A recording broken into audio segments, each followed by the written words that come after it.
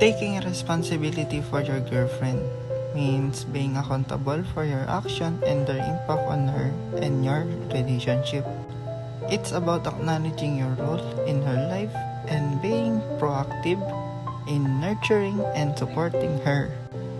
Responsibility in a relationship involves emotional labor, communication, and mutual support.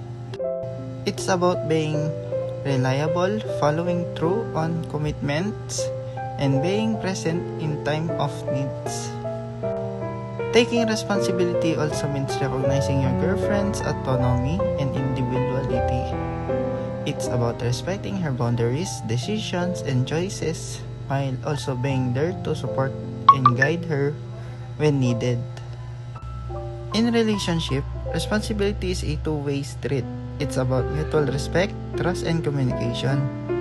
When both partners take responsibility for their actions in their relationship, they build a stronger foundation for growth, intimacy, and love.